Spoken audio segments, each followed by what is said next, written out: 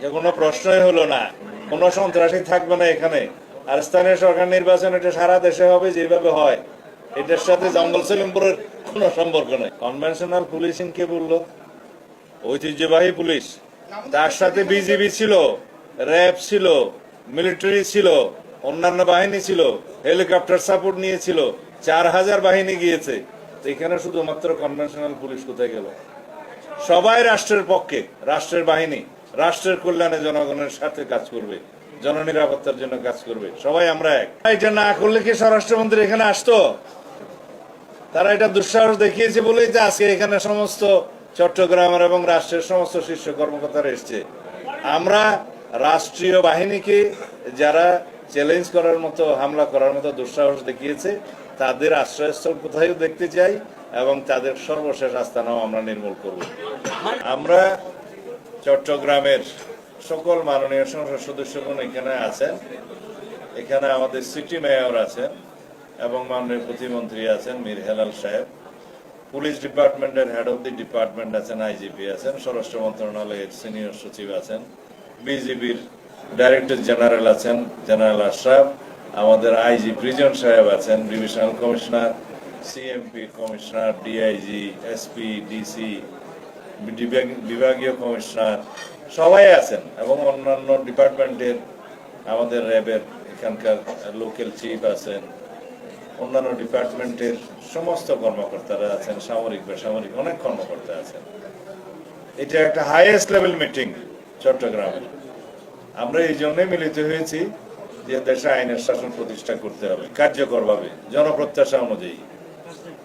সুতরাং এখানে সন্ত্রাসীদের অভয়ারণ্য যেখানেই থাকুক নির্মূল করতে হবে। রাষ্ট্রকে চ্যালেঞ্জ করার মতো যে দুঃসাহস সন্ত্রাসীরা দেখিয়েছে সেটাকে আমরা যথাযথভাবে অ্যাড্রেস করব এবং এই এলাকায় সলিমপুর, জঙ্গল সলিমপুর, আলীনগর, এই টোটাল এলাকায় এবং সারাউন্ডিং যে সমস্ত এরিয়া আছে এগুলোর রোড নেটওয়ার্ক আমাদেরকে এস্টাবলিশ করতে হবে। কিন্তু আমরা এখানে যারা বাসিন্দা যে কোনোভাবেই হোক তারা এখানে আশ্রয় নিয়েছিল, তাদের জন্য আমরা পুনর্বাসনের ব্যবস্থা করব এবং তাদেরকে কাউকেই উচ্ছেদ করা হবে না। আমরা এখানে সরকারি যে সমস্ত স্থাপনা করতে চাই, যে সমস্ত একাডেমি করতে চাই, সেগুলোর জন্য জায়গা নির্ধারণ করার জন্য আমরা আজকে ম্যাপ নিয়ে সমস্ত ডিপার্টমেন্টাল হেডদের সাথে আলোচনা করেছি এবং এগুলো বাস্তবায়ন কিভাবে করা হবে সেটা আমরা পরীক্ষা নিরীক্ষা করে দেখেছি।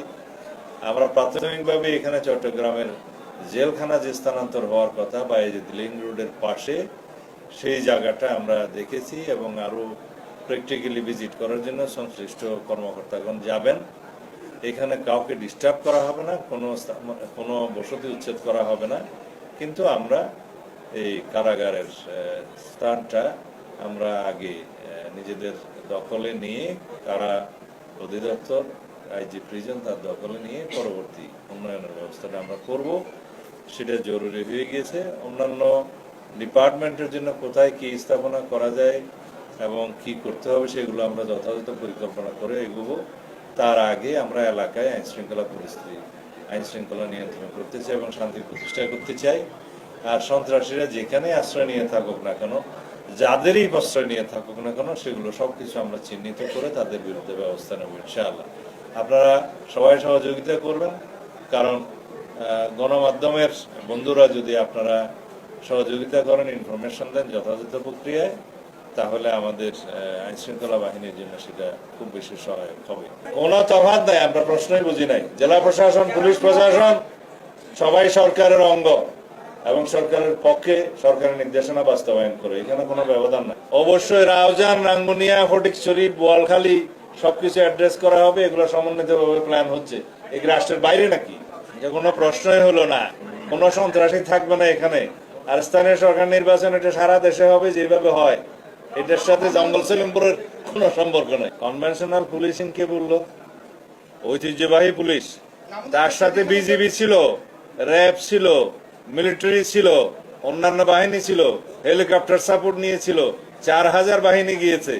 এখানে শুধুমাত্র কনভেনশনাল পুলিশ কোথায় গেল? সবাই রাষ্ট্রের পক্ষে, রাষ্ট্রের বাহিনী রাষ্ট্রের কল্যাণে জনগণের সাথে কাজ করবে, জননিরাপত্তার জন্য কাজ করবে। সবাই আমরা এক। এটা না করলে কি স্বরাষ্ট্রমন্ত্রী এখানে আসতো?